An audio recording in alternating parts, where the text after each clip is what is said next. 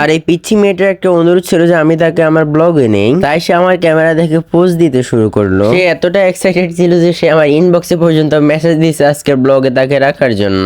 আসসালামু আলাইকুম everyone, welcome to my সস্তা ব্লগ। সকাল সকাল ঘুম থেকে উঠে আমরা 3 পাপিষ্ঠে রওনা দেয় মাদ্রাসার উদ্দেশ্যে কোচিং করার জন্য। যেহেতু খুব সকালে উঠেছে তাই নাস্তাও করা হয়নি, তাই রাস্তা দিয়ে যাওয়ার সময় নাস্তার জন্য নিয়ে নিলাম একটা গুলগুলা। আর এই একটা গুলগুলা আমরা 3 পাপিষ্ঠ মিলে সিএনজিতে বসে বসে খেতে শুরু করলাম। তারপর কোচিং শেষে অনেকজন মিলে রওনা দিলাম ওই গ্রামের একটা উরুসের দিকে। আর এই পিচ্ছি মেয়েটার একটা অনুরোধ ছিল যে আমি তাকে আমার ব্লগে নেই, তাই সে আমার ক্যামেরা দেখে পোজ দিতে শুরু করলো। সে এতটা এক্সাইটেড ছিল যে সে আমার ইনবক্সে পর্যন্ত মেসেজ দিয়েছে আজকের ব্লগে তাকে রাখার জন্য। তারপর আমরা কয়েকটা পাপিষ্ঠ মিলে হাঁটা ধরলাম উরুসের দিকে। যাওয়ার সময় আমাদের চোখে পড়লো যে রাস্তার পাশের একটা বাড়িতে বিয়ের গেট করা। আর এইটা দেখে আমাদের সাথে এক পাপিষ্ঠ বলতে শুরু করলো, তারপর আমরা বাড়ির ভিতরে একটা রাস্তা দিয়ে হাঁটতে শুরু করলাম। আর ওই রাস্তাটা এত চিপা চাপা ছিল যে আমরা দেখে একটু অবাকই হলাম। তারপর হাঁটতে হাঁটতে আমরা সবাই মিলে পৌঁছে গেলাম আমাদের কাঙ্ক্ষিত জায়গায়। আমরা মাহফিল দেখার আগে দেখলাম যে এখানে অনেকগুলো দোকানপাট বসছে। দোকানপাটে একটু ঘোরাঘুরি করে আমরা চলে গেলাম মাহফিলের প্যান্ডেলের দিকে। যাওয়ার পথে দেখলাম যে রাস্তার মাথায় একটা গেট করা আছে।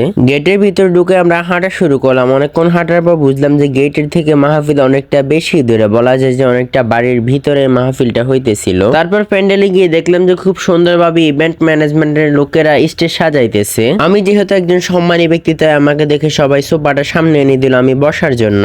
তুমি বড় মিথ্যাবাদী, তোমার মতন মিথ্যাবাদী ভারতবর্ষের বুকে কেউ নাই। তারপর সেখানে বসে অনেকক্ষণ গল্প করার পর আমরা চলে আসলাম দোকানপাটের দিকে। সেখানে এসে পিস্তল নিয়ে দুষ্টামি, বেলুন পাঠানো, খাওয়া দাওয়া করা আর অনেক রকম দুষ্টামি করলাম। আর এটা সত্য যে মাহফিল বা কোথাও ঘুরতে গেলে আমরা একটু বেশি খাই। ধন্যবাদ ইব্রাহিম এতক্ষণ পর্যন্ত আমার আজাইরা বকবক শোনার জন্য। আজকের জন্য আল্লাহ হাফেজ।